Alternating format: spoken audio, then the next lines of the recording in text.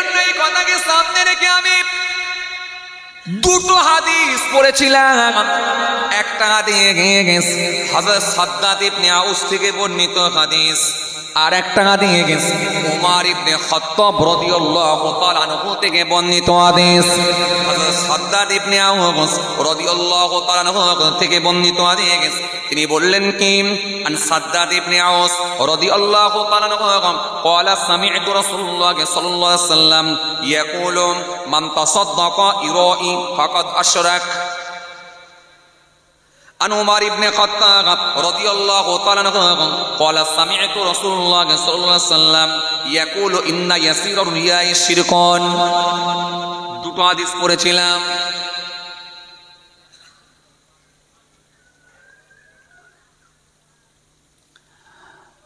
হযরত সাদ্দাদ ইবনে আউস থেকে বর্ণিত হাদিস,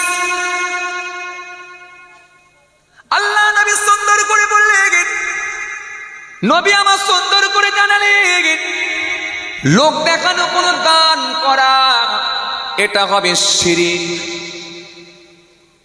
লোক দেখানো কোন দান করা এটা হবে শিরক। আর সাদ্দাদ ইবনে আউস থেকে বর্ণিত হাদিস, আল্লাহ নবী সুন্দর করে বললেন, রিয়া দেখানো আমল করাটাও হলো শিরক। চলুন এবারে আপনাদের সামনে একটু মেলাই। আমাদের সমাজে কি এমন কোন যুবককে দেখতে পেয়েছেন সারা বছর জোহরের নামাজ পড়ে না, আর যখন কোনো মাইয়ের বাড়িতে যায়, জানাজার নামাজ পড়তে যায়, ওখানে কিন্তু জোহরের নামাজ মিস দেয় না? কথা বলে না কেন? সারা বছর জোহরের নামাজ পড়ে না, কিন্তু মাইয়ের বাড়িতে গেলে জোহরের নামাজ মিস দেয় না।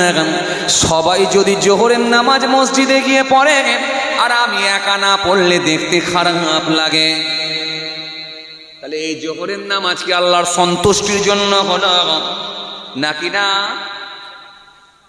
লোক দেখানো ইবাদত করা,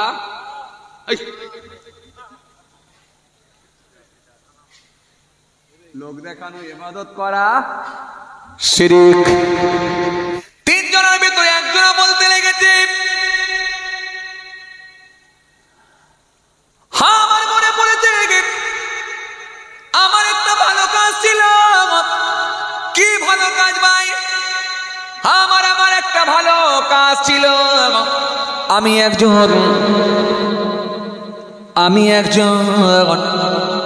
আমি মেষ চড়াতাম।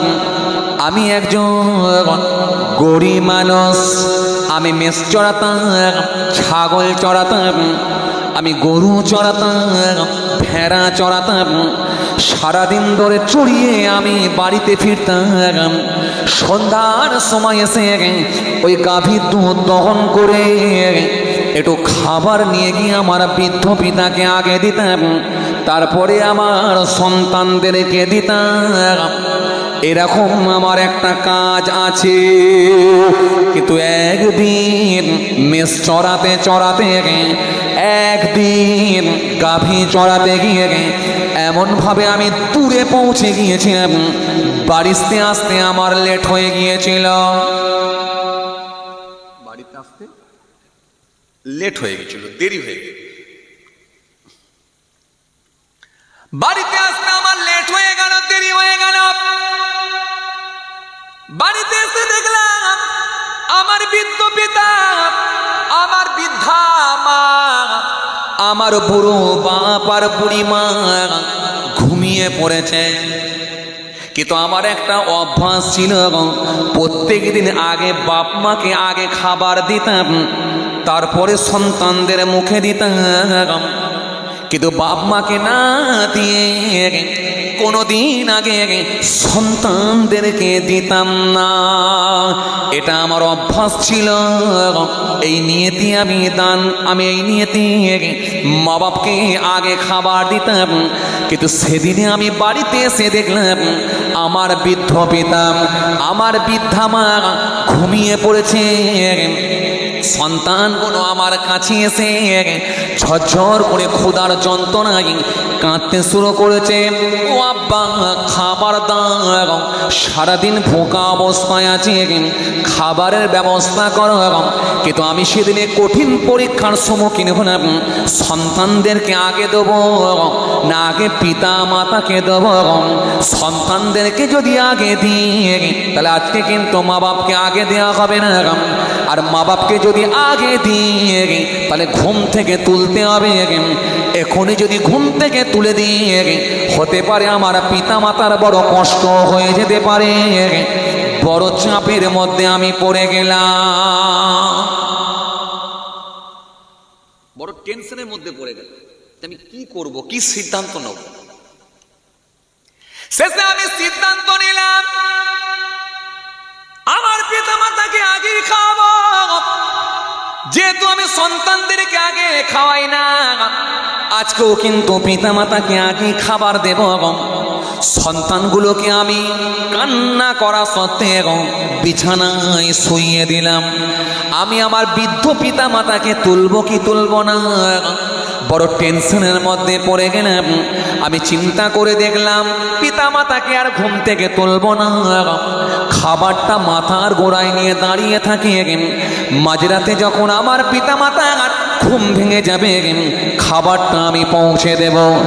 আর আমার পিতা মাতা যদি আগে খায় তারপরে সন্তান খাবে, না হলে কিন্তু আজকে সন্তানও পাবে না। যেহেতু পিতা মাতাও পাবে না, পাচ্ছে না, সন্তানকেও খেতে দেব না। সন্তানগুলোর কান্না আমি কোনো শুনলাম না, বিছানায় শুইয়ে দিলাম। আমি ওই খাবারখানা নিয়ে ওই পাত্রটা নিয়ে আব্বা মায়ের মাথার গোড়ায় দাঁড়িয়ে আছি। যতক্ষণ না ঘুম থেকে ওঠে এই খাবার কিন্তু আগে কাউকে দেব না, আগে পিতা মাতাকে দেব। কিছু বুঝতে পারছেন কথা? কেন আল্লাহ পাক কোরআনে বাণীর মধ্যে জানিয়ে দিয়েছেন ওয়া'বুদুল্লাহ ওয়া লা তুশরিকু বিহি শাইয়্যান ওয়া বিল ওয়ালিদাইনি ইহসান হুমা জান্নাতুকা ওয়া নারুকা রব্বিরহামহুমা কামা রাব্বায়ানি সগীরা। পিতামাতা সম্পর্কে একাধিক আয়াত এসেছে, একাধিক হাদিস এসেছে। সুতরাং মা বাপের গুরুত্ব আগে দেব। এই মা বাপ নিয়ে আলোচনা করলে আবার বুড়োগুলো একটু খুব খুশি হয়ে যায়। জি,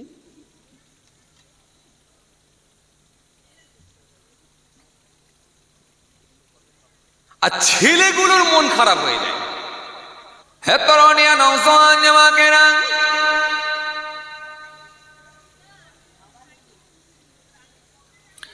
ইয়া মাই মুরব্বিয়ানেরা, বাবা রাসূলকে দিকে আমার নবীকে জিজ্ঞাসা করা হলো, ইয়া রাসূলুল্লাহ ইয়া হাবিবাল্লাহ, হুজুর কোন মানুষটা সবথেকে বেশি সম্মানিত মানুষ? নবী বললেন ওই মানুষটাই সব থেকে বেশি সম্মানিত, সেই ব্যক্তিটা আল্লাহর কাছে সব থেকে সম্মানিত ব্যক্তি, যে ব্যক্তিটা সব থেকে বেশি পরহেজগার, যে ব্যক্তিটা সব থেকে বেশি পরহেজগার, দিনদার, খোদাভীরু, এই মানুষটাই আল্লাহ দরবারে সব থেকে বেশি সম্মানিত। কথা কিছু বুঝতে পারেননি? তাহলে দুনিয়ার মানুষদের হিসাব আলাদা আর আখিরাতের হিসাব আলাদা। এই জন্য আমার নবীকে জিজ্ঞাসা করা হলো, আইয়ুন নাসি আকরামু ইয়া রাসূলুল্লাহ, হাবিবাল্লাহ কোন মানুষটা সব থেকে সম্মানিত মানুষ? নবী বললেন ক্বালা আকরামুহুম ইনদাল্লাহি আতকাকুম। আল্লাহ নবী সুন্দর করে বললেন ওই ব্যক্তিটা আল্লাহ দরবারে সব থেকে সম্মানিত, যে ব্যক্তিটা সব থেকে বেশি পরহেজগার। তাহলে পরহেজগার কারা? মুখে মুখে দাড়ি, পরেশগার কারা, মাথায় টুপি, পরেশগার কারা, পরেশগার কারা, কুরবানিতে বড় গরু দেয়, পরহেজগার কারা, যাকাত দেয়, পরেশগার কারা, নামাজ পড়ে। এই মানুষগুলোই কি পরহেজগার?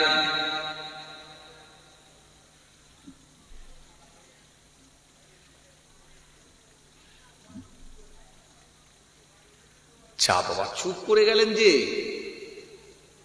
আরে বাবা আপনার বয়স ছেড়ে দেন না, ওয়াজ শোনার বয়সটাও তো একটা হয়েছে। ওয়াজ শোনার বয়সটাও তো একটা হয়েছে, তো সেই বয়সটাকে কাজে লাগান না। আপনি আপনার অভিজ্ঞতা থেকে বলেন, এক্সপিরিয়েন্স থেকে বলেন, এতদিন যে ওয়াজ শুনলেন অভিজ্ঞতা থেকে বলেন পরহেজগার কারা।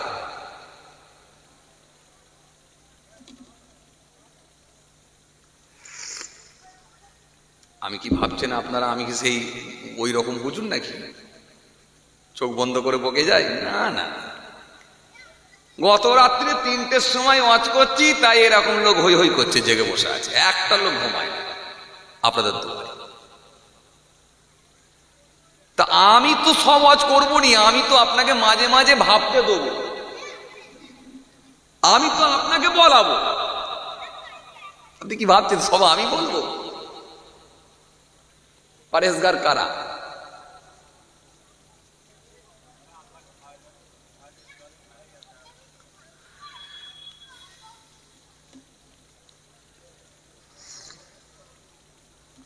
তাহলে নবীকে জিজ্ঞাসা করা হলো, কি বলা হলো?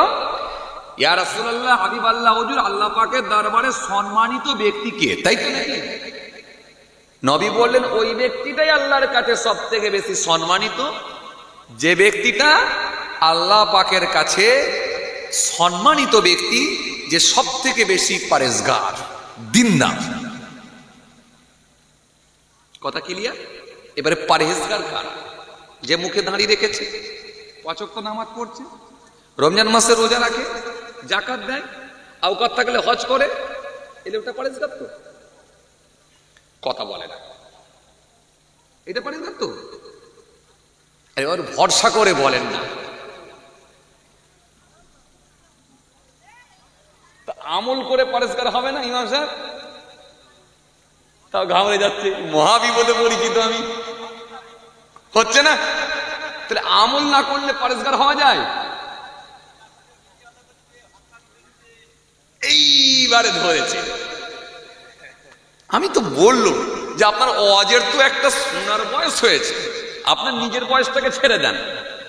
আপনার যে ওয়াজ শোনার বয়স 10 বছর হতে পারে, 15 বছর হতে পারে, 18 বছর হতে পারে, 30 বছর হতে পারে, এই যে আপনার ওয়াজ শোনার বয়সটাকে আপনি কাজে লাগান। আপনার ওয়াজ শোনার বয়সটাকে কাজে লাগিয়ে বলেন, আপনার অর্থাৎ এক্সপিরিয়েন্স, অভিজ্ঞতা থেকে বলেন। তাহলে আমল করলে পরহেজগার হওয়া, আমল করে পরহেজগার হওয়া। কেন? চাচা কি বললো? এই ইউটিউবার ভাই, চাচা কি বললো? চাচা বলছে আমল করে যাচ্ছে না। কেন?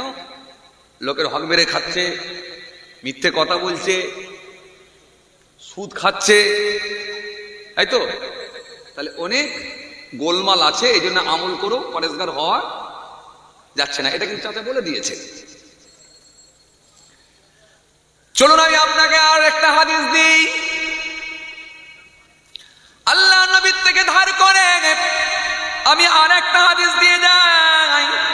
নবী আমার সুন্দর করে জানালেন, হাদিস পাকের মধ্যে পাওয়া যায়, আল্লাহ নবী সুন্দর করে জানিয়েছেন। হাদিসটা যাতে ওমামা থেকে বর্ণিত হাদিস। হাদিস পাকের মধ্যে পাওয়া যায়, আল্লাহ নবী সুন্দর করে বললেন, কি বললেন? আন আবি উমামা রাদিয়াল্লাহু তাআলা আনহু قال قال رسول الله صلى الله عليه وسلم إن الله لا يقبل من العمل إلا ما كان له خالصا وابتغى به وجهه।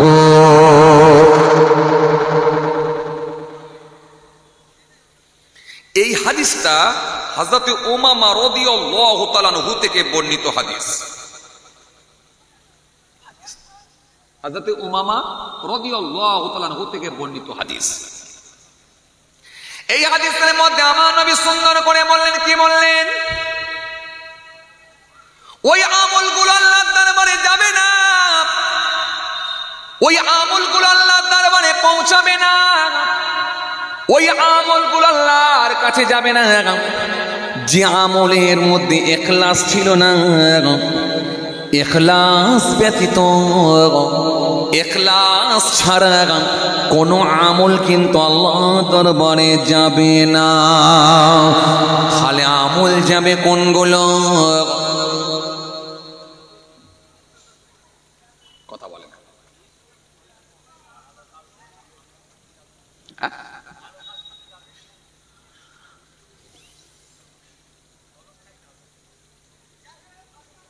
আমি হাদিসটা কি বলেছিলাম বলেন আপনাদের সামনে। আন আবি উমামা রাদিয়াল্লাহু তাআলা আনহু قال قال رسول الله صلى الله عليه وسلم ان الله لا يقبل من الاعمال الا ما كان له خالصا ابتغى به وجهه। এই হাদিসের মধ্যে রাসূল করিম সাল্লাল্লাহু আলাইহি ওয়াসাল্লাম বললেন, আল্লাহ পাকের দরবারে ওই আমলগুলো যাবে না, ইখলাস ছাড়া কোনো আমল কিন্তু আল্লাহর কাছে পৌঁছাচ্ছে না। তার মানে বিশুদ্ধ আমল ছাড়া, তার মানে আল্লাহ পাকের দরবারে নিয়ত ঠিক করে আমল না করলে, বিশুদ্ধ আমল না থাকলে, ইখলাস ছাড়া কিন্তু কোনো আমল আল্লাহ পাকের কাছে।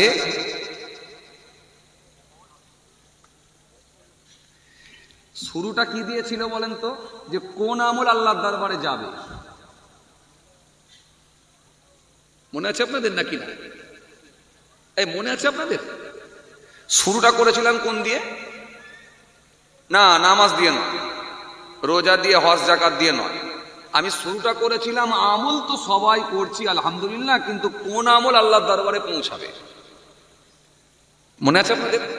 তাহলে এখানে কি বুঝলেন? ইখলাস ছাড়া কোনো আমল।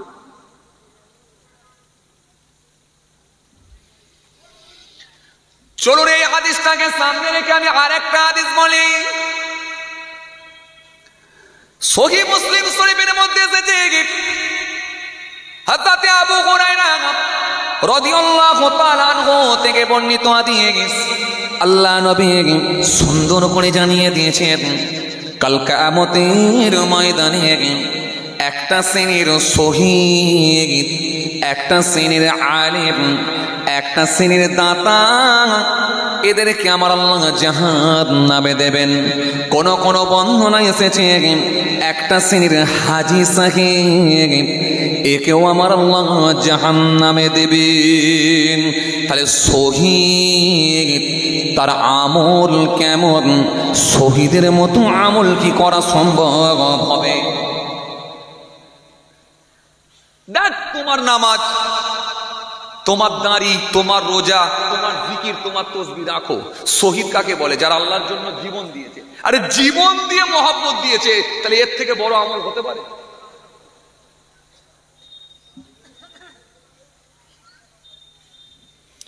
রাখো তোমার নামাজ, রাখো তোমার দাঁড়ি, রাখো তোমার টুপি, রাখো তোমার জিকির, রাখো তোমার ভালো কাজ, রাখো তোমার যাকাত।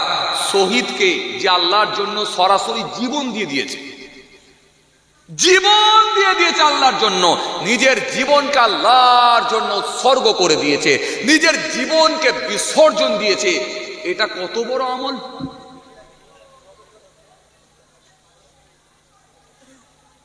ও ভালো করে বুঝবেন, কিন্তু খুব ভালো করে বুঝবেন।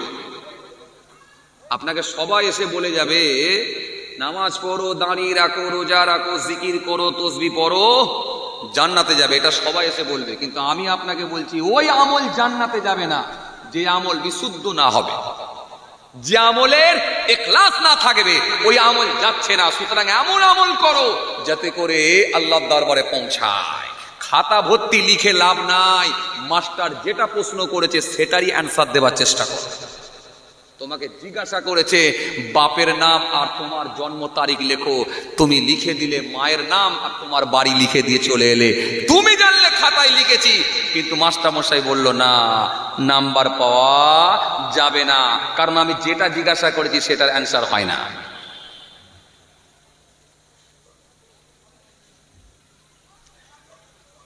আজকে কিছু বুঝতে পারছেন বাপ?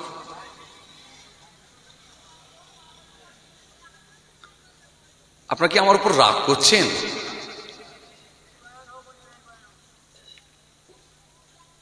কি বলছে বলেন? এই বায়ান হোক? আচ্ছা, বলছে এই বায়ান হোক। তাহলে মুসলিম শরীফের মধ্যে এসেছে, সহিহ মুসলিম শরীফের মধ্যে পাওয়া যায়, হাদিস পাকের মধ্যে আল্লাহ নবী বলে দিয়েছে, হাদিসটা সাথে আবু হুরায়রা রাদিয়াল্লাহু তাআলা আনহু থেকে বর্ণিত দিয়ে গেছে। আল্লাহ নবী সুন্দর করে জানালেন, কাল কিয়ামতের ময়দানে একদল শহীদ, একদল আলিম, একদল দাতা, এরা জাহান্নামে যাবে। কোন কোন বর্ণনায় পাওয়া যায় একটা শ্রেণীর হাজী সাহেব জাহান্নামে যাবে। খালি তাদের ভেতরে ইখলাস ঠিক না থাকার কারণেতে শহীদকে বলবে, আল্লাহ কি করেছ বান্দা আমার জন্য বলো। আলেমকে বলবে, আল্লাহ বান্দা আমার জন্য কি করেছ বলো। দাতাকে বলবে, আল্লাহ ও বান্দা আমার জন্য কি করেছ বলো। হাজীকে বলা হবে, আমার জন্য কি করেছ বলো, কি আমল করেছ হিসাব দাও।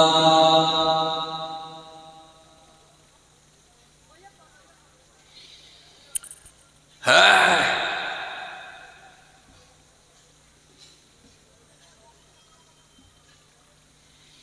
তাহলে আপনাদেরকে আমি যেটা বুঝাতে চাইছি, প্রশ্ন বুঝে কিন্তু অ্যান্সার দেন। পরীক্ষার খাতায় ভুলভাল লিখে খাতা ভর্তি করে লাভ হবে। আমরা আমল করি, পদ্ধতি বুঝি না, কথা বলেন। আমরা আমল করি, সিস্টেম জানি না। আমরা আমল করি কিন্তু নবিয়ানা তরিকাই করি না।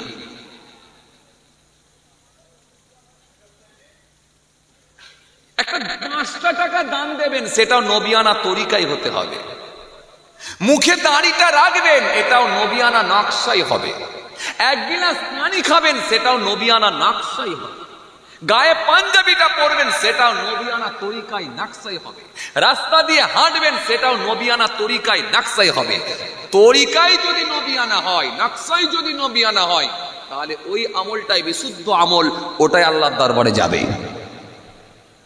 ওটাই ভেতরে ইখলাস ছিল, আল্লাহর ভয় ভীতি ছিল, নবীর সিস্টেমে হয়েছিল।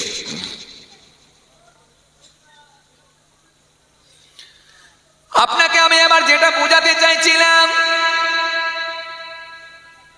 শহীদ কাকে বলা হয়?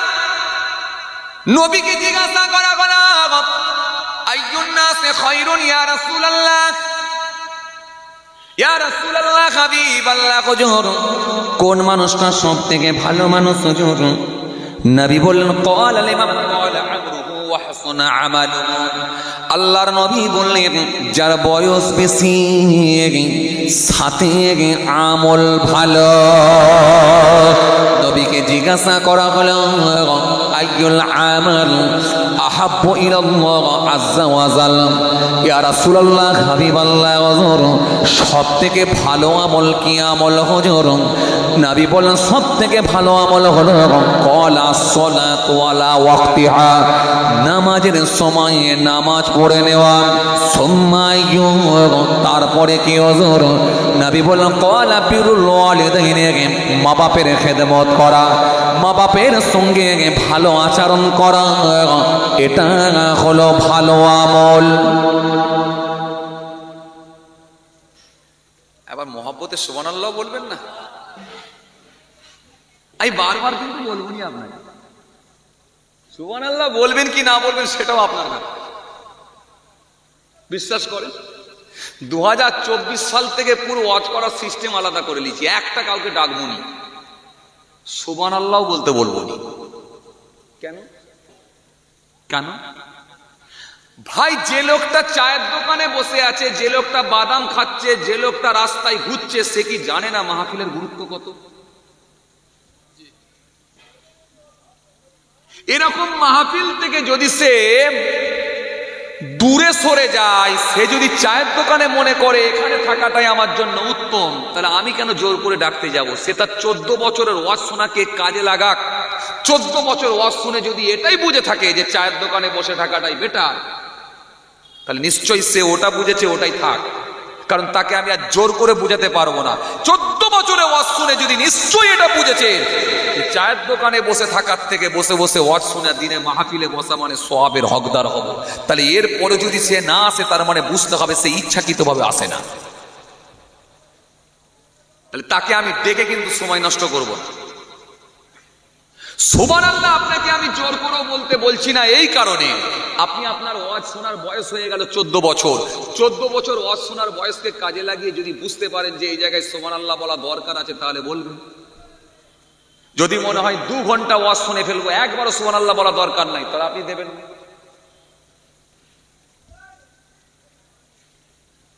কি কথা বুঝতে পারেননি?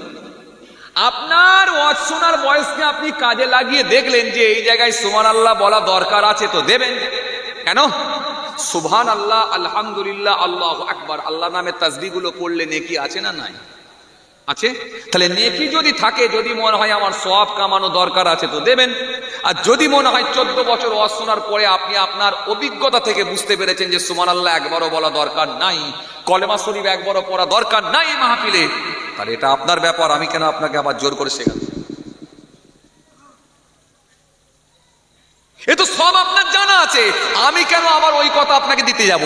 আমি আপনাকে দেবো ওই কথাগুলো যেগুলো আপনার জানা নাই, এই কথা আপনাকে আমি বলবো। চলেন, এইবারে কি বলছিলাম? তাহলে নবী কি বললেন? নবী সুন্দর করে বললেন যে দ্বিতীয় নাম্বারে হলো মা বাপের খেদমত করা, এটা হলো ভালো আমল। তারপরে কি হতো?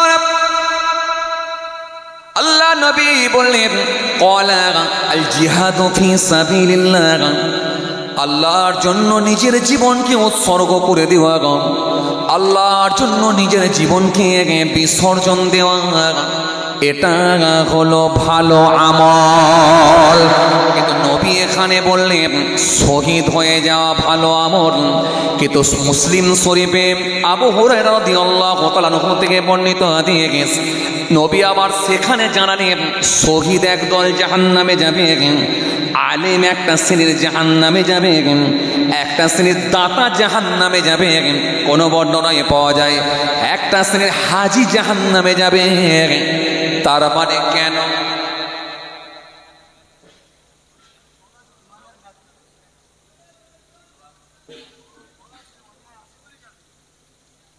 এই তো ধরতে পারছো তো হাফিজ সাহেব, ধরতে পারছো তো? এরা এইটাই তো আমি বলতে চাইছি, ধরে ফেলেন ওয়াজ না, একদম ঠিক। কিন্তু বলছি ধরতে পারছেন আপনারা, তাহলে নিশ্চয়ই গোলমাল আছে। গোলমাল আছে তো, গোলমাল আছে বলি যাচ্ছে না। এইবারে আপনাকে সেইভাবে লিখে আসতে হবে যাতে করে নাম্বারটা সঠিকভাবে পাওয়া যায়। মাস্টার জিজ্ঞাসা করেছে তোমার ডেট অফ বার্থ, তোমার বয়স কত এবং তোমার বাপের নাম। ভুল করে যদি মায়ের নাম লিখে দিয়েছে আর গ্রামের নাম লিখে দিয়ে চলে আসি, কি মায়ের বয়স লিখে দিই আর গ্রামের নাম লিখে দিই? আর জিজ্ঞাসা করেছে তোমার বাপের নাম, লিখছো তুমি গ্রামের নাম। জিজ্ঞাসা করেছে তোমার বয়স, ডেট অফ বার্থ, তোমার বয়স, তুমি লিখছো মায়ের বয়স। তুমি ভাবলে খাতায় ঠিকই লিখেছি, কিন্তু মাস্টার বললো এটা। তাহলে একটা শ্রেণীর শহীদ জাহান্নামে যাচ্ছে, একটা শ্রেণীর আলেম জাহান্নামে যাচ্ছে, একটা শ্রেণীর দাতা জাহান্নামে যাচ্ছে। এর কারণে এটাই হলো তাদের ভেতরে আমল ছিল, কিন্তু ইখলাস ছিল না, আল্লাহর সন্তুষ্টির জন্য হয় না।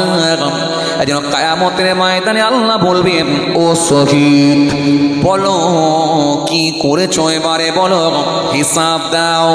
আল্লাহ সেই দিনেতে আলেমকে বলবেন, দাতাকে বলবেন, শহীদ ব্যক্তিকে বলবেন, হাজী সাহেবকে বলবেন, ও আমার বান্দারা কি করেছো হিসাব দাও, পৃথিবীর জমিনে কি করেছো বলো।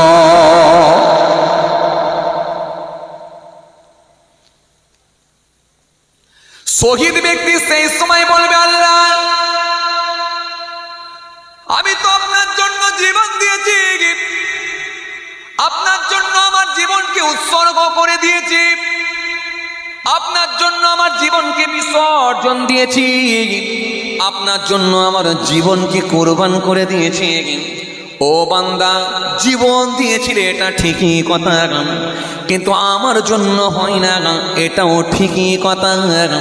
তুমি যখন ময়দানে নেমে গিয়েছিলে তোমার নিয়ত এসে গিয়েছিল যদি আমি শহীদ হয়ে যেতে পারি, আরে মরবো তো একদিন, কিন্তু শহীদ যদি হয়ে যায় শহীদ নামে আমি খ্যাত হয়ে যাব, পৃথিবীর মানুষ সবাই আমাকে জানবে, শহীদ বলবে, শহীদ বলে আমাকে, শহীদ বলে আমাকে ডাকবে।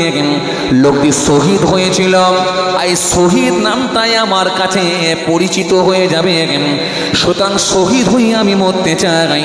এই যে দুনিয়ায় তোমার নিয়তটা গোলমাল ছিল, এই নিয়তটা গোলমাল হয়ে যাবার কারণে আমি আল্লাহর জন্য হলো না। দাতাকে বলবে, বান্দা কি করেছো হিসাব দাও। দাতা বলবে, আল্লাহ অনেক আমি টাকা দান করেছি, মাদ্রাসায় দিয়েছি, মসজিদে দিয়েছি, জমি দান করে দিয়েছি, আহারে এলাকার গরিব মানুষদেরকে আমি দান করেছি। ও বান্দা, হয় না, এটা তো আমার সন্তুষ্টির জন্য হয় না। তুমি বলেছিলে যদি বেশি বেশি করে দান করতে পারি লোকে আমাকে দাতা বলবে, লোকে আমাকে বিশিষ্ট সমাজসেবী বলবে, লোকে আমাকে উঁচু চেয়ার দেবে, লোকে আমাকে ভালো একটা জায়গা দেবে। তোমার নিয়তের গোলমাল ছিল বান্দা, তোমার ভেতরে ইখলাস ছিল না, আমার সন্তুষ্টির জন্য হলো না। সুতরাং ওই দানকে আমি আল্লাহ পছন্দ করি না। সেদিনে কিন্তু আল্লাহর কাছে ধরা পড়বে। সেই দিনটা কোন দিন? কোন দিন তোরে বলা? কিয়ামতের দিন। এই জন্য আমার আল্লাহ সুন্দর করে জানিয়েছেন, ওয়াত্তাকু ইয়াওমান তুরজাউনা ফীহি ইলাল্লাহ সুম্মা তুওয়াফা কুল্লু নাফসিন মা কাসাবাত ওয়া হুম লা ইউযলামুন। আল্লাহ সুন্দর করে জানালেন, ওয়াত্তাকু ইয়াওমান, ওই দিনকে ভয় করো। ওয়াত্তাকু ইয়াওমান, ওই দিনকে ভয় করো। ওয়াত্তাকু ইয়াওমান তুরজাউনা ফীহি ইলাল্লাহ, যেদিনে তোমাদেরকে আমি আল্লাহর কাছে ফিরে আসতে হবে, আমার কাছে ফিরে আসতে হবে। তুরজাউনা ফীহি ইলাল্লাহ সুম্মা তুওয়াফা কুল্লু নাফসিন মা কাসাবাত ওয়া হুম লা ইউযলামুন। সেদিনে প্রত্যেকের আমলগুলো তাদের কাছে ফিরিয়ে দেওয়া হবে। ওয়া হুম লা ইউযলামুন, সেদিনে কিন্তু কারোর উপর কোনো জুলুম করা হবে না। সেই দিনটা কোন দিন? বলো, আখিরাতের দিন। সেই দিনটা হলো কিয়ামতের দিন, যেদিনে বান্দা পালাবার কোনো জায়গা পাবে না, আর যেখানে মরুক না কেন আল্লাহর কাছে গিয়ে ফিরে আসতে হবে। কথা ঠিক কিনা? পানিতে ডুবে, আগুনে পুড়ে, হাওয়াতে ফ্লাইটে উড়ে, ভূমিকম্পে মাটির নিচে চলে, বজ্রপাতে জমা করা হবে এক জায়গাতে। সেই দিনটা কোন দিন? জোরে বলো। আখিরাতের দিন। জমা করা হবে এক জায়গাতে, সেটা হলো আখিরাতের দিন, যেদিনে কোনো ক্ষমতা চলবে না, শক্তি চলবে না, পাটির বল, লাঠির বল, গায়ের বল, ক্ষমতার বল, দেশের বল, দশের বল, শক্তির বল। ফারিস্তা খালি একটাই কথা বলবে, সোজা হয়ে চল। সেদিন আল্লাহ একটাই কথা বলবেন, কি করেছিস এবারে বল। সেই দিনটা কোন দিন? জোরে, আখিরাতের দিন, যেদিনের মালিক হবে আল্লাহ, মালিক ইয়াউমিদ্দিন, বিচার দিনের মালিক হলেন আল্লাহ। ইয়্যাকা না'বুদু, আমরা শুধু তোমারই ইবাদত করি, ওয়া ইয়্যাকা নাস্তাঈন, তোমারই কাছে সাহায্য চাই। ইহদিনাস সিরাতাল মুস্তাকিম, তুমি আমাদেরকে সহজ সরল পথ দেখাও। সিরাতাল লাযিনা আন'আমতা আলাইহিম, ওই সব লোকেদের পথ দেখাও যাদেরকে তুমি নিয়ামত দিয়েছো। গায়রিল মাগদুবি আলাইহিম ওয়ালাদ-দাল্লিন, যাদের উপর গজব পড়ে নিয়ে যারা পথ হারা, পথভ্রষ্ট হয়নি। সেদিনের মালিককে আল্লাহ। সেদিনে শহীদও ধরা খেল, আলেমও ধরা খেল, দাতাও ধরা খেল, হাজিও ধরা খেল। খালি আমলটা মালিকের সন্তুষ্টির জন্য হয় না, ইখলাস ছিল না।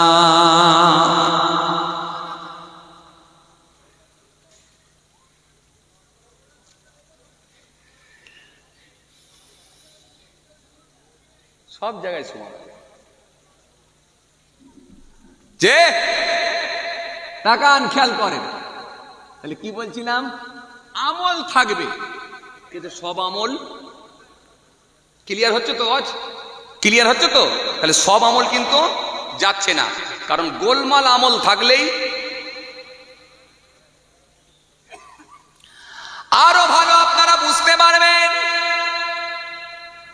আরো যদি আপনাদের সামনে আমি এক দুটো হাদিস বলি, আরো আপনাদের সামনে ক্লিয়ার হবে, আরো আপনারা সুন্দর করে ভালো করে বুঝতে পারবেন।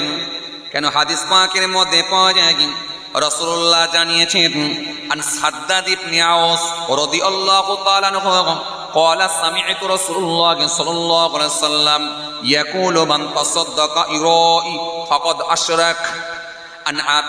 عن عمر بن الخطاب رضي الله تعالى عنه قال سمعت رسول الله صلى الله عليه وسلم يقول إن يسير الرياء شرك.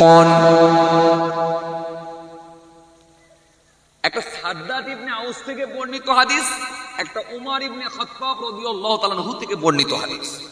আরো দুটো হাদিস পড়লাম। দেখেন ভাই, ইউটিউবের যুগ তো, আমাদেরকে 2-3 দিন ছাড়া ছাড়া ওয়াজ পাল্টাতে হয়, 2-3 দিন ছাড়া ছাড়া। সব তো আর মনে রাখা, মাথায় ঢোকানো সম্ভব না। এই জন্য মাথায় যেগুলো থাকে বলি, আর না হলে কিছু লোড করে নিয়ে চলে আসি। এর ভেতরে যা খুঁজবেন খালি বেরোবে, যাতে করে দলিল সহকারে যদি আলোচনাটা হয়, তাহলে আমাদের গ্রহণ করতে সুবিধা। এই জন্য আপনাদের সামনে আমি আরো দুটো হাদিস দিলাম, একটা সাদ্দাদ ইবনে আউস থেকে বর্ণিত হাদিস, একটা উমর ইবনে খাত্তাব রাদিয়াল্লাহু তাআলা আনহু থেকে বর্ণিত হাদিস। এই হাদিস দুটো অর্থ করলে আরো ক্লিয়ার হবে। তাহলে এখন পর্যন্ত আপনারা কি বুঝলেন? প্রথমে আমি আপনাদের সামনে যে পয়েন্টটা তৈরি করেছিলাম, কি বলেছিলাম? যে সব আমল কিন্তু আল্লাহর দরবারে যাচ্ছে না। ক্লিয়ার তো? ক্লিয়ার হচ্ছে তো? ক্লিয়ার হচ্ছে তো? তাহলে আমরা বুঝতে পারলাম নবীর হাদিস থেকে শহীদ ব্যক্তিও ধরা খেয়ে যাবে। একটা শ্রেণীর শহীদ, একটা শ্রেণীর আলেম, একটা শ্রেণীর দাতা, একটা শ্রেণীর হাজী সাহেব।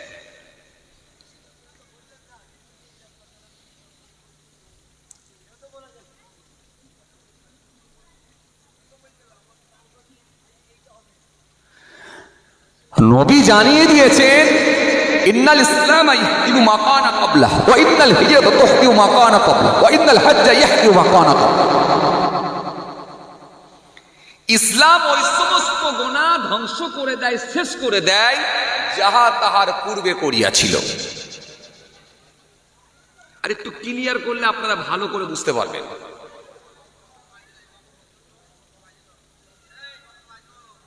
বক্সটা বাজছে না, এই বক্সটা বাজছে না বলছে।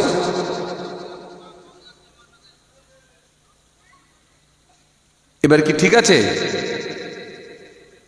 ঠিক নেই? কি গো ভাই, একটা নাকি বাজছে না বলছে, একটা বাজছে না।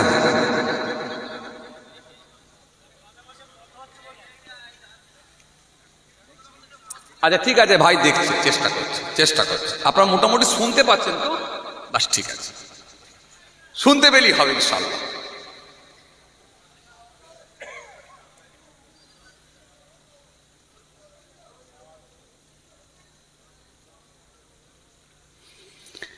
কি বলছিলাম? তাহলে নবী বললেন ইসলাম ওই সমস্ত গুনাহ বিনষ্ট করে, শেষ করে দেয় যাহা তার পূর্বে করেছিল।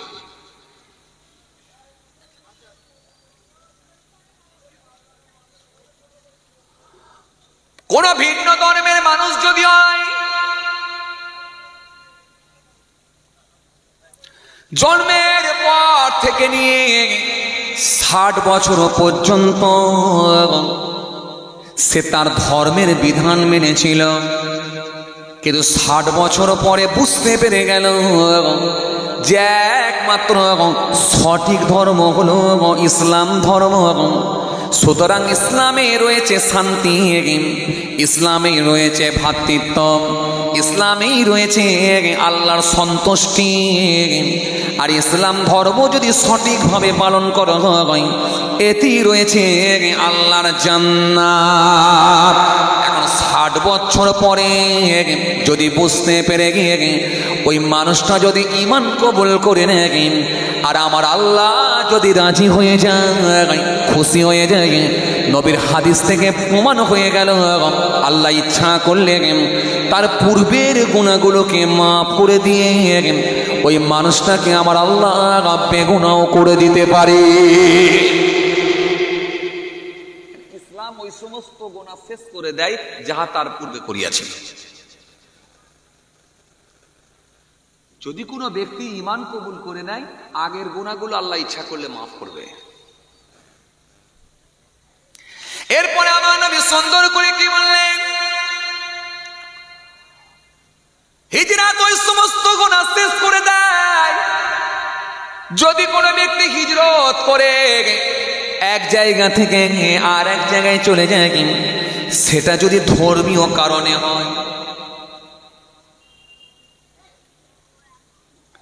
আমি যে জায়গায় আছি নামাজ পড়তে আমাকে বাধা প্রদান করা হচ্ছে, আমি যে জায়গায় আছি কোরআন পড়তে আমাকে দেওয়া হচ্ছে না, আমি যে জায়গায় আছি রমজান মাসে আমাকে রোজা রাখতে দেওয়া হচ্ছে না, আমাকে জুলুমের শিকার হতে হচ্ছে, ধর্মকে বাঁচানোর জন্য ধর্মীয় কারণে, যদি আল্লাহর সন্তুষ্টির জন্য খালি দিনকে জিন্দা করার জন্য এক জায়গা থেকে আরেক জায়গায় হিজরত করে চলে যায়, নবী বলছেন আমার আল্লাহ রাজি হলে ওই ব্যক্তির পূর্বের গুনাহগুলোকে আল্লাহ মাফ করে দেন। কেন? হিজরত ওই সমস্ত গুনাহ বিনষ্ট করে যাহা তাহার পূর্বে করিয়াছিল। আর যদি বেটার জায়গা মনে করে কেউ যায়, কাটিহাটে থাকতে ভালো লাগছে না, রাজারহাট একটা টাউন এলাকায়, কথা বলে না, রাজারহাট একটা টাউন এলাকা, সিটি এলাকা, ওখানে যদি বউ বাচ্চা নিয়ে থাকা যায়, ছেলে মেয়েগুলো ভালো পড়াশোনাও করতে পারবে, আর আমি ডক্টর হয়েছি ওখানে চেম্বারটাও করব, ও বুড়ো বুড়ি ঘরে থাকবে, যা কাটিহাটে থাকবো। এটা কাটিহাট তো নাকি খড়গাছি, খড়গাছিতে বুড়ো বুড়ি থাক। এই বেটার জায়গা মনে করে যদি চলে যাওয়া হয়, আমি আপনাকে আগেই বলেছি ওয়াজ কিন্তু বুঝতে হবে, সবকে একভাবে ফেলে দিলে হবে না, তাহলে ওটা কিন্তু নিয়ত ঠিক ছিল না। আর এটা ধর্মকে বাঁচানোর জন্য। এক জায়গা থেকে আর এক জায়গায় চলে গেল। চলছে না, চলেনি? বর্তমানে কিছু কিছু জায়গায় মানুষ স্বাধীনভাবে ধর্ম পালন করতে পারছে না, এমন এমন জায়গা আছে না? নাই? চীনের দিকে তাকিয়ে দেখেন, হ্যাঁ, ফিলিস্তিনের দিকে তাকিয়ে দেখেন, ভারতের বিভিন্ন স্টেটের দিকে তাকান, উত্তরপ্রদেশের দিকে তাকান, আসামের দিকে তাকান, বাংলারও কিছু কিছু জায়গায় জুলুম অত্যাচার চলছে, সর্বত্র হচ্ছে এগুলো।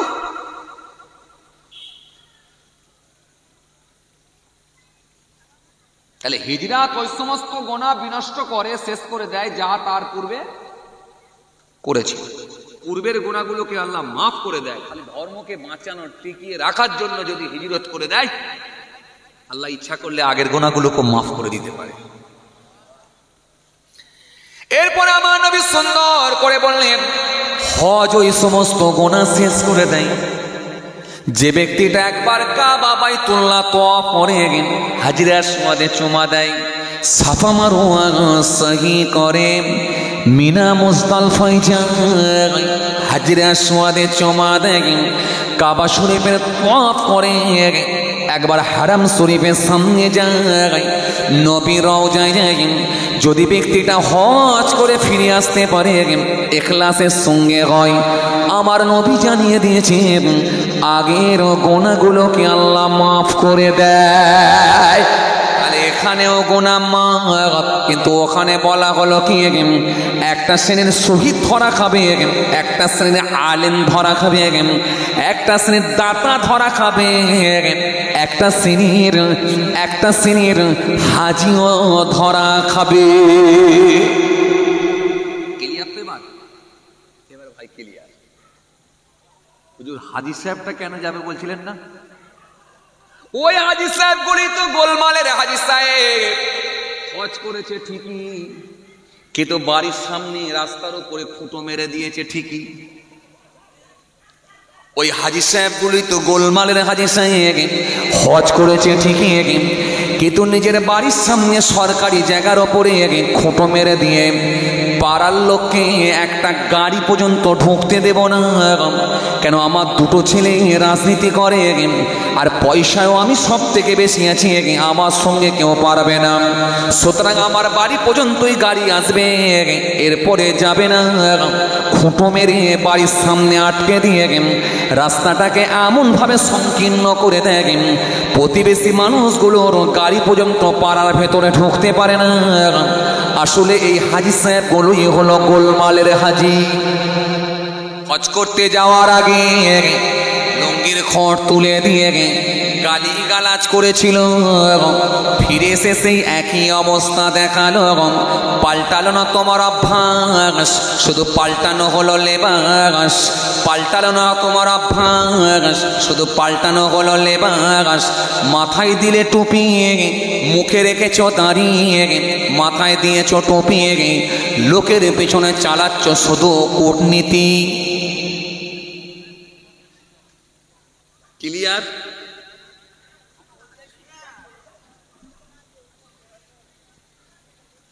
তাহলে গোলমালের হাজী হলে জান্নাতে যাচ্ছে না, ইখলাস না থাকলে দান কবুল হচ্ছে না, নিয়ত ঠিক না থাকলে শহীদও কিন্তু আল্লাহর দরবারে কোনো জায়গা পাচ্ছে না, আলেমও কিন্তু জায়গা পাচ্ছে না, ইখলাস তার ভেতরে নাই। এই জন্য এই কথাকে সামনে রেখে আমি দুটো হাদিস পড়েছিলাম। একটা হাদিস হযরত সাদ্দাত ইবনে আউস থেকে বর্ণিত হাদিস, আর একটা হাদিস উমর ইবনে খাত্তাব রাদিয়াল্লাহু তাআলা আনহু থেকে বর্ণিত হাদিস। হযরত সাদ্দাত ইবনে আউস রাদিয়াল্লাহু তাআলা আনহু থেকে বর্ণিত হাদিস, তিনি বললেন কি, আন সাদ্দাত ইবনে আউস রাদিয়াল্লাহু তাআলা আনহু قال سمعت رسول الله صلى الله عليه وسلم يقول من تصدق إرائي فقد أشرك. عن عمر بن الخطاب رضي الله تعالى عنه قال سمعت رسول الله صلى الله عليه وسلم يقول إن يسير الرياء شرك. দুটো হাদিস পড়েছিলাম।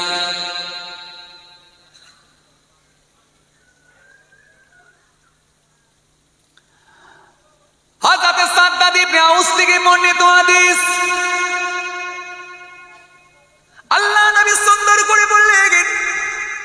নবী আমার সুন্দর করে জানালেন, লোক দেখানো কোনো দান করা এটা হবে শিরক। লোক দেখানো কোনো দান করা এটা হবে শিরক। আর সাদ্দাত ইবনে আউস থেকে বর্ণিত হাদিস, আল্লাহ নবী সুন্দর করে বললেন, রিয়া দেখানো আমল করাটাও হলো শিরক। চলুন এবারে আপনাদের সামনে একটু মেলাই। আমাদের সমাজে কি এমন কোন যুবককে দেখতে পেয়েছেন সারা বছর জোহরের নামাজ পড়ে না, আর যখন কোনো মাইয়ের বাড়িতে যায়, জানাজার নামাজ পড়তে যায়, ওখানে কিন্তু জোহরের নামাজ মিস দেয় না? কথা বলে না কেন? সারা বছর জোহরের নামাজ পড়ে না, কিন্তু মাইয়ের বাড়িতে গেলে জোহরের নামাজ মিস দেয় না। সবাই যদি জোহরের নামাজ মসজিদে গিয়ে পড়ে আর আমি একা না পড়লে দেখতে খারাপ লাগে, তাহলে এই জোহরের নামাজ কি আল্লাহর সন্তুষ্টির জন্য হলো নাকি না? তাহলে লোক দেখানো ইবাদত করা,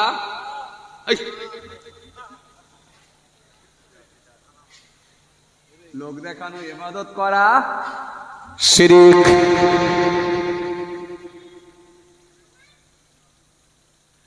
আচ্ছা, আমাদের সমাজে কি এমন কোন মানুষকে দেখেছেন আপনারা? আমাদের সমাজে কি এমন কি মানুষকে দেখেছেন ঈদের দিনে কাপড় বিতরণ করে 200টা কাপড় বিলি করছে, আর 50খানা ক্যামেরাকে লাগিয়ে দিয়ে 500টা ক্যামেরা ম্যানের সামনে বলছে, আজকে আমরা ক্লাব থেকে 500টা কাপড় বিতরণ করলাম, বিলি করলাম। মানে যা করেছে তার থেকে বেশি প্রচার চালাচ্ছে।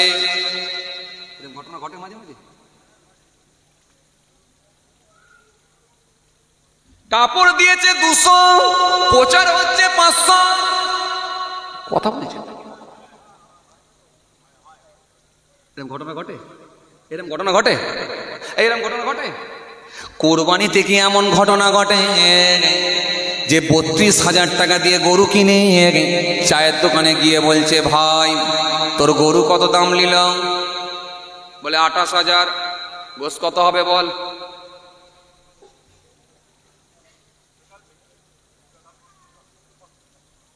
কথা বলছেন না কেন? কুরবানিতে এরকম লোক কিছু পাওয়া যায়? কুরবানির মার্কেটে চায়ের দোকানে গিয়ে বলছে, ভাই তোর গরুর দাম কত? বলে 25,000। বলে ওজন কত? বলে 75,000। আরে খুব বড় হবে না, আমার গরু নিয়ে 38,000, ওজন হবে 88 কিলো।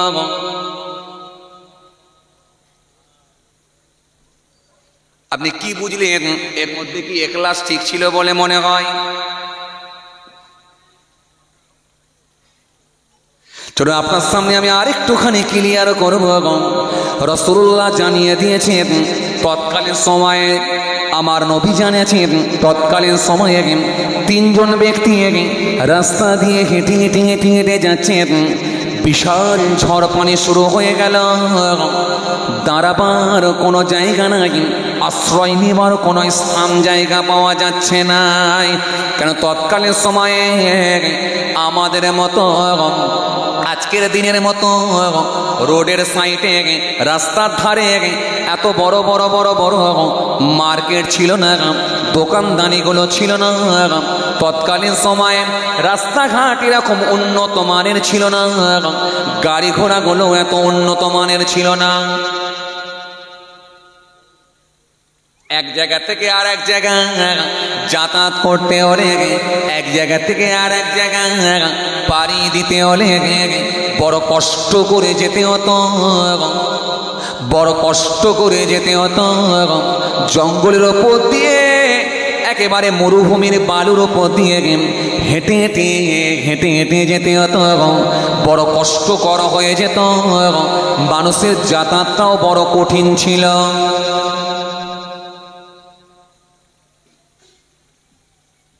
কথা ঠিক তো? হ্যাঁ, তৎকালীন সময়ে নবী আমার সুন্দর করে জানালেন, 3জন ব্যক্তি রাস্তা দিয়ে হেঁটে হেঁটে হেঁটে যাচ্ছে, হঠাৎ করে দেখা যায় বিরাট ঝড় পানি শুরু হয়ে গেল। আজকের দিনে যদি ঝড় পানি হয়, রাস্তা দিয়ে যেতে যেতে যদি ঝড় পানি পান, কি করবেন? কারো দোকানের চালের নিচে গিয়ে, কারোর বাড়ির কানের নিচে গিয়ে, যেখানেও গিয়ে আপনাকে আশ্রয় নিতে হবে। ওই মানুষগুলো যখন হেঁটে হেঁটে যাচ্ছে, দেখতে পেল কোনো জায়গায় আশ্রয় নেবার জায়গা নাই। বিরাট বড় একটা পাহাড় দেখতে পেল, আর ওই পাহাড়ের নিচে একটা গর্ত, একটা পাহাড়ের নিচে গুহা দেখতে পেল। আশ্রয় নেবার জায়গা মনে করে তিন ব্যক্তি সেখানে গিয়ে আশ্রয় নিয়ে গুহার মধ্যে প্রবেশ করল। কোথায়? গুহার মধ্যে গিয়ে যখন প্রবেশ করেছে, বিশাল ঝড়, বিশাল পানি, বিশাল সাইক্লোন, বিরাট ঝড়। মানুষগুলো ওই গুহার মধ্যে গিয়ে ঝরঝর করে কাঁদতে লাগলো। হঠাৎ করে দেখা যায় ওপর থেকে একটা বড় পাথর গড়িয়ে গড়িয়ে গড়িয়ে এসে এমন ভাবে এসে গুহার মুখটা আটকে দিল। গুহার মুখটা বন্ধ হয়ে গেল। তিনজনার জ্যান্ত কবর হয়ে গেল। কান্না আরো বেড়ে গেল। মানুষ যখন বুঝতে পারবে মৃত্যু নিশ্চিত, যদি এটা বুঝতে পারে, কান্না অটোমেটিকলি বার হয়। কান্না ছাড়ার কোনো পথ না। আপনারা এখানে যারা আছেন, কোনোদিন হেলিকপ্টারে চেপেছেন?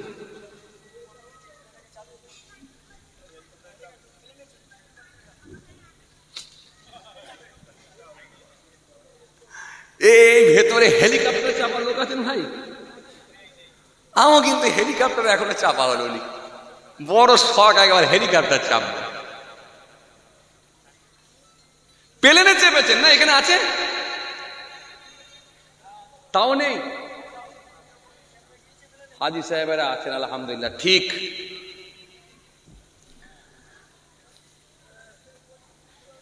এখানে প্লেনে চাপা হাজি সাহেব আছে না পানি জাহাজের হাজি সাহেব আছে? ওরা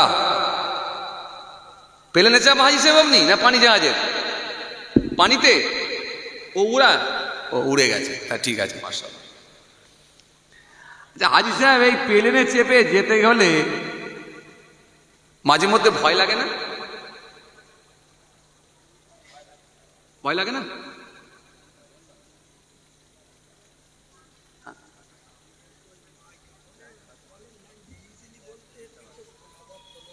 সর্বনাশ করেছে। এই সবার মন রাখতে গিয়ে বিপদে পড়ে যাচ্ছি ভাই।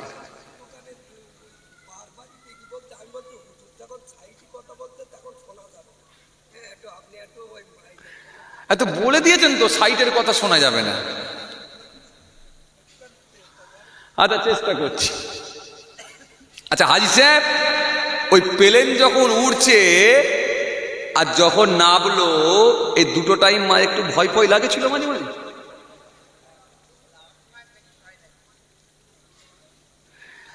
আবার মাঝে মধ্যে যখন দেখবেন মৌসুম খারাপ হয়, মাঝে মাঝে দেখবেন যখন মৌসুম খারাপ হয়, ওখানে মাইক্রোফোনে যদি বলে দেয় মৌসুম খারাপ আছে, বেলগুলো ভালো করে টাইট করে বেঁধে নেন, ও যারা ফ্লাইটে থাকে না অটোমেটিক শুরু হয়ে যায়। আবার যদি এই মৌসুম খারাপের জন্য যদি ফ্লাইটটা দু চারবার ঝাঁকুনি মারে না, ঘপ করে নেমে গেল, আরে একবার গিলে গেল, ব্যাস। ও মোটামুটি যে কজন ছিল না, মুসলমান হলে কলেমা শরীফ দরুদ শরীফ পড়া শুরু করে দেয়, আর অন্য ধর্মের মানুষ হলে মোটামুটি কথা বলে না কেন, মানে যে যা ধর্মের ডাকাডাকি শুরু করে দেয়, ওটা ফ্লাইটে থাকে। ফ্লাইটে খুব খতরনাক জিনিস, খুব ভালো খুব খারাপ, 2.5 ঘন্টায় আপনাকে পৌঁছে দেবে 3 দিনের রাস্তায়। কিন্তু যদি বিগড়ে যায়, গোলমাল হয়ে যায়, লাশটাও পাওয়া যায় না। এটা হচ্ছে ফ্লাইটের মৃত্যু। আল্লাহ আমাদের সকলকে হেফাজত করেন, জোরে বলুন আল্লাহুম্মা আমিন। তা আমি যেটা বুঝাতে চাইছিলাম, তো যদি বলে দেওয়া হয় মৌসুম খারাপ, ওয়েদার খারাপ, পরিস্থিতি ভালো নয়, আর ফ্লাইট যদি 2-4 বার ঝাঁকুনি মেরে দেয়, ও ডাকাটাকি শুরু করে দেয়, আর নাট যদি দুর্বল থাকে কান্নাকাটি শুরু করে দেয়। তো ওই মানুষগুলো যখন গুহার মধ্যে আছে, এত বৃষ্টি আর এত ঝড়, ও লোকগুলো ভেবে নিয়েছে যে মৃত্যু নিশ্চিত। আবার এরপরে যখন ওপর থেকে পাথর এসে, যখন বড় পাথর এসে যখন গুহার মুখটা এমন ভাবে জ্যাম করে দিয়েছে, তখন ভাবলো জ্যান্ত কবর হয়ে গেল, মওত নিশ্চিত। কান্না বাড়বে না কমবে? জোরে বলেন, কান্না বাড়বে না কমবে? 3 জন ব্যক্তি ঝরঝর করে কাঁদতে লাগলেন। কাঁদতে কাঁদতে বলতে লাগলেন, ও ভাইরা, তোমরা কি জীবনে এমন কোন আমল করেছো যে আমলটা আল্লাহর সন্তুষ্টির জন্য হয়েছে বলে মনে হয়? যার মধ্যে ইখলাস ছিল, যার মধ্যে নিয়াত ঠিক ছিল, যেটা আল্লাহর সন্তুষ্টির জন্যই হয়েছে বলে মনে হয়, এমন কি কোনো আমল তোমাদের ভেতরে আছে?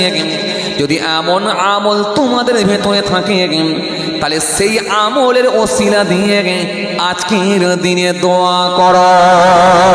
কেন তারাও জানতো ইখলাস ছাড়া কোনো আমল কবুল হয় না, ইখলাস ছাড়া, বিশুদ্ধ আমল ছাড়া কোনো আমল আল্লাহ দরবারে যাবে না। দান থাকবে, আল্লাহ ইচ্ছা করলে কেটে দিতে পারেন। খায়রাত থাকবে, আল্লাহ ইচ্ছা করলে কেটে দিতে পারেন। কুরবানি থাকবে, আল্লাহ ইচ্ছা করলে কেটে দিতে পারেন। যাকাত থাকবে, আল্লাহ ইচ্ছা করলে কেটে দিতে পারেন। আর হজ থাকবে, আল্লাহ ইচ্ছা করলে কেটে দিতে পারেন। কিন্তু ইখলাস ব্যতীত কোনো আমল কিন্তু আল্লাহ দরবারে যাবে না।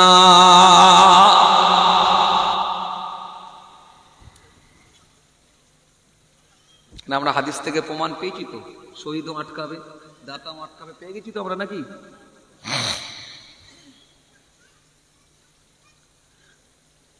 তো 3 জনা বলা বলি করতে লেগেছে, ভাই এমন কি জীবনের কোনো ভালো কাজ আছে যেটা আল্লাহর সন্তুষ্টির জন্যই হয়েছে বলে মনে হয়?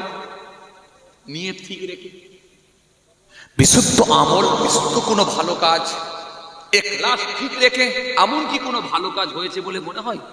যদি মনে পড়ে, সেই ওসিলা দিয়ে দোয়া করো, নাহলে আজকের আর কোনো বাঁচার রাস্তা নাই, পথ নাই। 3 জনের ভিতরে একজনা বলতে লেগেছে, হ্যাঁ আমার মনে পড়েছে, আমার একটা ভালো কাজ ছিল। কি ভালো কাজ ভাই? আমার একটা ভালো কাজ ছিল। আমি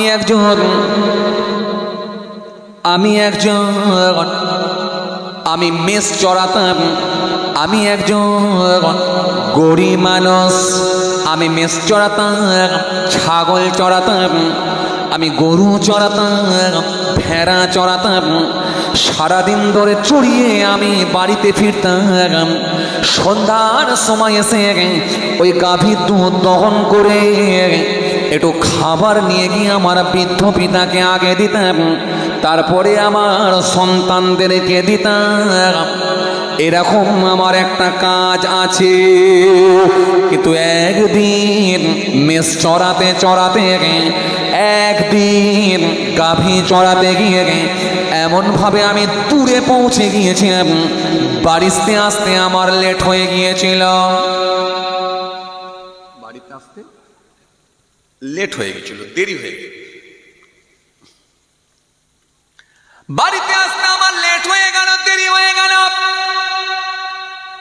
বাড়িতে এসে দেখলাম আমার বৃদ্ধ পিতা আমার বৃদ্ধা মা, আমার বুড়ো বাপ আর বুড়ি মা ঘুমিয়ে পড়েছে। কিন্তু আমার একটা অভ্যাস ছিল, প্রত্যেক দিন আগে বাপ মাকে আগে খাবার দিতাম, তারপরে সন্তানদের মুখে দিতাম। কিন্তু বাপ মাকে না দিয়ে কোনোদিন আগে সন্তানদেরকে দিতাম না। এটা আমার অভ্যাস ছিল।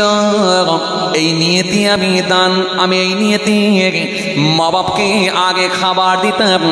কিন্তু সেদিনে আমি বাড়িতে এসে দেখলাম আমার বৃদ্ধ পিতা, আমার বৃদ্ধা মা ঘুমিয়ে পড়েছে। সন্তানগুলো আমার কাছে এসে ঝরঝর করে ক্ষুধার যন্ত্রণায় কাঁদতে শুরু করেছে। ও আব্বা, খাবার দাও, সারাদিন ভোকা অবস্থায় আছে, খাবারের ব্যবস্থা করো। কিন্তু আমি সেদিনে কঠিন পরীক্ষার সম্মুখীন হলাম। সন্তানদেরকে আগে দেবো না আগে পিতা মাতাকে দেবো? সন্তানদেরকে যদি আগে দিই তাহলে আজকে কিন্তু মা বাপকে আগে দেওয়া হবে না। আর মা বাপকে যদি আগে দিয়ে তাহলে ঘুম থেকে তুলতে হবে। এখনই যদি ঘুম থেকে তুলে দিয়ে হতে পারে আমার পিতা মাতার বড় কষ্ট হয়ে যেতে পারে, বড় চাপের মধ্যে আমি পড়ে গেলাম, বড় টেনশনের মধ্যে পড়ে গেলাম। আমি কি করব, কি সিদ্ধান্ত নেব? শেষে আমি সিদ্ধান্ত নিলাম আমার পিতা মাতাকে আগে খাওয়াবো। যেহেতু আমি সন্তানদেরকে আগে খাওয়াই না, আজকেও কিন্তু পিতা মাতাকে আগে খাবার দেব। সন্তানগুলোকে আমি কান্না করা সত্ত্বেও বিছানায় শুইয়ে দিলাম। আমি আমার বৃদ্ধ পিতা মাতাকে তুলবো কি তুলবো না, বড় টেনশনের মধ্যে পড়ে গেলাম। আমি চিন্তা করে দেখলাম পিতা মাতাকে আর ঘুম থেকে তুলবো না।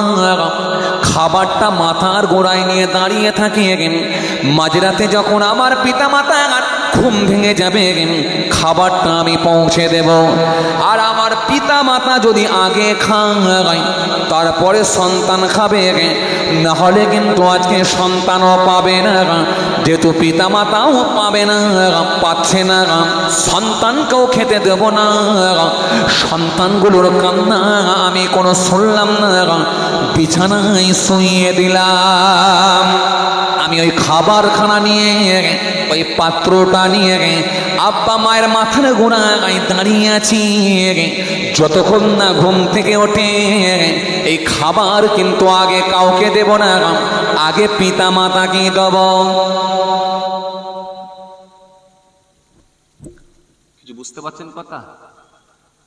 কেন আল্লাহ পাক কোরআনে বাণীর মধ্যে জানিয়ে দিয়েছেন, ওয়া'বুদুল্লাহ ওয়া লা তুশরিকু বিহি শাইয়্যান ওয়া বিল ওয়ালিদাইনি ইহসান হুমা জান্নাতুকা ওয়া নারুকা রব্বিরহামহুমা কামা রাব্বায়ানি সগীরা। পিতামাতা সম্পর্কে একাধিক আয়াত এসেছে, একাধিক হাদিস এসেছে। সুতরাং মা বাপের গুরুত্ব আগে দাও। এই মা বাপ নিয়ে আলোচনা করলে আবার বুড়োগুলো একটু খুব খুশি হয়ে যায়। জি,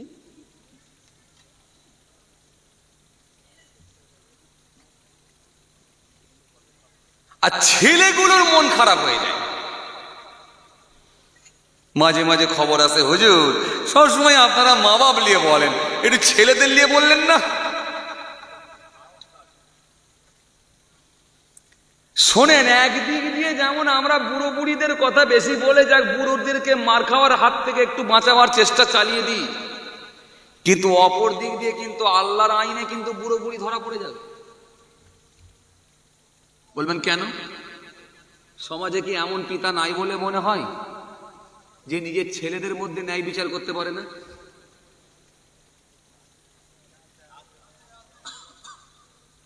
কথা বলছেন না কেন?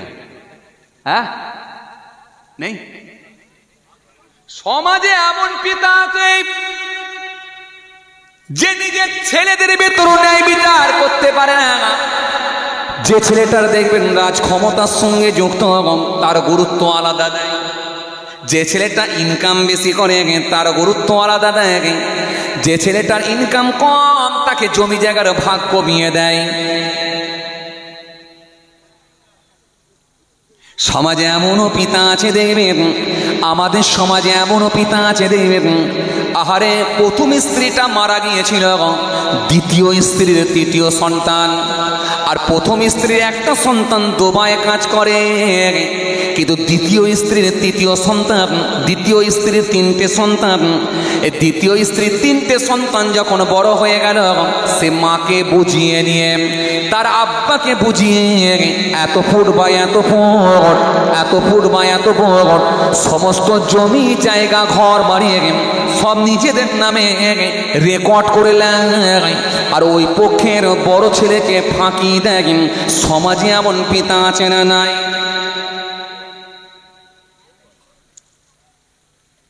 ইন্নাল্লাহা ইয়া'মুরুকুম আন তু'আদ্দুল আমানাতি ইলা আহলিহা ওয়া ইযা হাকামতুম বাইনান নাস আন তাহকুমু বিল আদলি ইন্নাল্লাহা নি'ম্মা ইউ'ইযুকুম বিহি ইন্নাল্লাহা কানা সামিয়্যাম বাসীরা।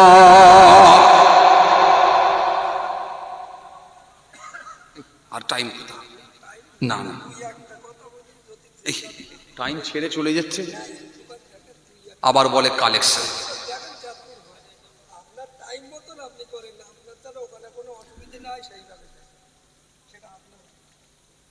বিরাট চালাক লোক, 10টায় টাইম ছিল, 10টা 15 হয়ে গেছে, বলছে আপনার টাইমের মধ্যেই দেখেন।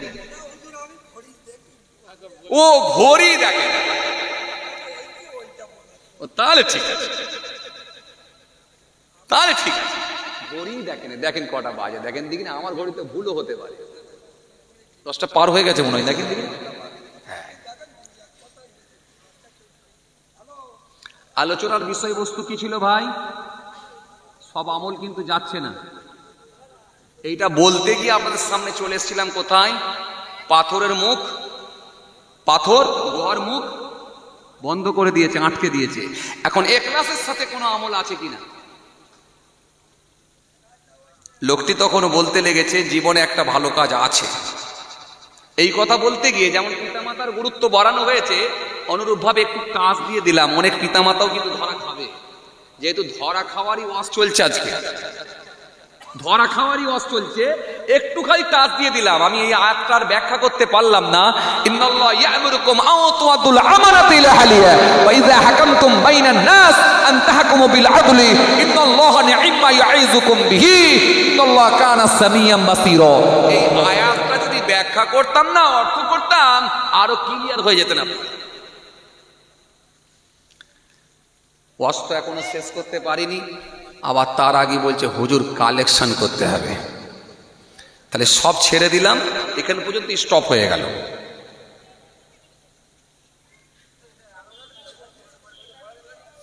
আর হবে না। এই খাতা নিয়ে চলে আসেন ভাই।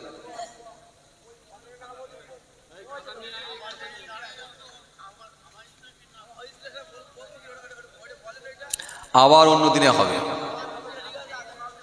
আবার আল্লাহ করলেন। এই না ভাই, আবার অন্য দিনে সব একসঙ্গে করবো বললে হয়, আবার লেখালেখি। পরের হুজুরকে দিয়ে করতে পারতে আরামের সঙ্গে হতো, ইতমিনানের সঙ্গে হতো। ইও বলছে ইউটিউবার তো নাকি, ইউটিউবার নয়?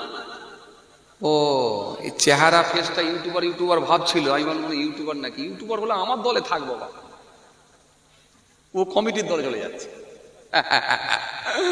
যে মাশাআল্লাহ মাশাআল্লাহ মাশাআল্লাহ, খুব ভালো লেগেছে আলহামদুলিল্লাহ। কি বলছিলাম ভাই, আসেন 5,000 টাকা দান করতে পারেননি, 500 টাকা দান করতে পারেননি, 50 টাকা দান করতে পারেননি, 5টা টাকা দিয়েছেন। একটু নিয়ত ঠিক রাখেন, আল্লাহ 5টা টাকা দান করছি, আল্লাহ যাকে দিচ্ছি সে জানে আর আমি জানি, আর একজনই জানে যাকে লুকানো যাবে না। ইন্নাল্লাহা কানা সামিয়্যাম বাসীরা, তিনাকে তো লুকানো যায় না, যিনি সবকিছু শোনেন এবং দেখেন। ও মালিক, এই 5টা টাকা দান তুমি কবুল করো। যদি বিশ্বাস করেন, আপনার নিয়ত ইখলাস যদি ঠিক থাকে, 100% ভরসা রাখেন ইনশাআল্লাহ ওই আমলটা যদি আল্লাহর কাছে পছন্দ হয়ে যায়, হতে পারে ওটাই আপনার নাজাতের ওসিলা হতে পারে। চলেন, ভুল বুঝবেন না, ব্যতিক্রম যদি আল্লাহ কাউকে দয়া করে জান্নাত দেন আলাদা কথা, সেটা ভিন্ন কথা, আলাদা কথা। কিন্তু যদি আমার আল্লাহ বলেন ইখলাস ছাড়া আমি কোনো আমল কবুল করব না, তাহলে কিন্তু বহু মানুষ ধরা খেয়ে যাবে, বহু মানুষ কিন্তু ধরা খেয়ে যাবে। এই কথা বলতে গিয়ে আমি আপনাদের সামনে বলছিলাম গুহার মুখটা বন্ধ হয়ে গিয়েছিল, বন্ধ হয়ে গেছিল। সেই সময় ওই যুবকটি বলতে লেগেছে,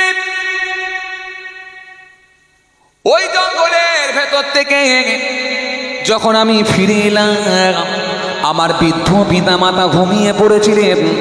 সেই সময় আমি আমার সন্তানদেরকে না খেতে দিয়ে আগে আমার বৃদ্ধ পিতা মাতার সামনে গিয়েছিলাম, গিয়ে বলেছিলাম আমার আব্বা মা ঘুম থেকে উঠলে আগে আমি আব্বা মায়ের মুখে খাবার দেব, তারপরে সন্তানদেরকে দেব। কিন্তু গভীর রাত্রিতে আমার মায়ের ঘুমটা ভেঙে গেল। মায়ের ঘুমটা যখন ভেঙে গিয়েছিল, আমি ওই খাবারটা নিয়ে দাঁড়িয়েছিলাম। মা চোখ ভরা পানি, বুক ভরা বেদনা নিয়ে বলেছিল, বেটা নিজে না খেয়ে সন্তানদেরকে না খাইয়ে আগে আমাদের জন্য খাবার দিচ্ছ, আল্লাহ তোমাকে কবুল করে নিয়ে তোমার জবানে দোয়াটা আল্লাহ দরবারে কবুল হয়ে যাক। মা আমার জন্য দোয়া করেছিল, ও আমার মালিক যদি এটার ভেতরে আমার ইখলাস ঠিক থেকে থাকে, আর এই কাজটা যদি তোমার কাছে পছন্দ হয়ে থাকে, এটা যদি তোমাকে ভালো লেগে থাকে, ও আমার আল্লাহ আজকের দিনে এই আমলকে কবুল করে নিয়ে এই গুহার মুখ থেকে পাথরখানা তুমি সরিয়ে দাও। বলার সঙ্গে সঙ্গে দেখা যায় আল্লাহর কুদরতি ক্ষমতা ওই গুহার মুখ থেকে পাথরের কিছুটা, ওই পাথরখানা গুহার মুখ থেকে কিছুটা সরে গেল। কিছুটা যখন সরে গেল, বাইরের মুক্ত হাত বাতাস যখন ভিতরে প্রবেশ করতে লাগলো, সূর্যের লাইট যখন দেখতে লাগলো, তাদের মধ্যে আশার আলো জেগে উঠলো। তার মানে ইখলাস দিয়ে যে আমল হয়েছে কবুল হচ্ছে। তখন আর একজন ব্যক্তিকে বলল, ভাই তোমার ভেতরে কি এমন কোন আমল আছে যেটা ইখলাস ঠিক ছিল? বলো তো আজকে আমার কাছে, আল্লাহ দরবারে একটু দোয়া করো তো, তোমার ভেতরে কি এমন কোন আমল ছিল? দ্বিতীয় ব্যক্তি বলছে আমার ভেতরে একটা আমল ছিল। তৃতীয় ব্যক্তিকে বলছে তোমার ভেতরে কোনো আমল ছিল, আল্লাহর সন্তুষ্টির জন্য হয়েছে। তৃতীয় ব্যক্তি বলছে আমার ভেতরেও একটা আমল ছিল। এই তিন ব্যক্তি যখন তাদের আমলগুলোর কথা মনে করে আল্লাহর দরবারে দোয়া করতে লেগেছে, মালিক যদি তোমার সন্তুষ্টির জন্য হয়ে থাকে আজকের দিনে আমাদেরকে মুক্ত করো, বলার সাথে সাথে এক ধাপ করে আমার আল্লাহ পুরো পাথরটাই সরিয়ে দিয়েছে। ব্যাস, ছোট করে দিলাম। দ্বিতীয় ব্যক্তির কি দোয়া ছিল আর তৃতীয় ব্যক্তির কি দোয়া ছিল ওটা আজকে দিন আর বললাম না, ছেড়ে দিলাম। আবার আল্লাহ যদি কোনোদিন মৌকা দেয় ইনশাল্লাহ ফের আলোচনা হবে। খাতা ধরেন। মাশাআল্লাহ, আলহামদুলিল্লাহ। অসমাপ্ত বক্তব্যকে সমাপ্তের দিকে আগিয়ে দিলাম। চাঁদা তুলবেন তো একটু আগে এসে বলেন। চলেন, আমি আপনাদের সামনে খুব বেশি সময় নেব না। আসেন এইটুকু বলি, অন্তত রান্নার সরঞ্জাম অন্তত এইটুকু বলি। আসেন আপনারাও এর ভেতরে কেউ ইখলাস ঠিক রেখে আজকের মাহফিলে বসে বসে নিয়ত ঠিক রেখে বলেন দেখি ইনশাআল্লাহ ফার্স্ট কে দেবেন 1 বস্তা 25 কিলো চাল। লিখে আলহামদুলিল্লাহ, আল্লাহ শুকর, লিখে নেন আলহামদুলিল্লাহ। আর একজনা কোনো ব্যক্তি আছে নিয়ত ঠিক রেখে ইখলাস ঠিক রেখে, আল্লাহ কোন মানুষের কাছে আমি প্রচার করতে চাই না, আমি জলসার মাহফিলে বসে নবী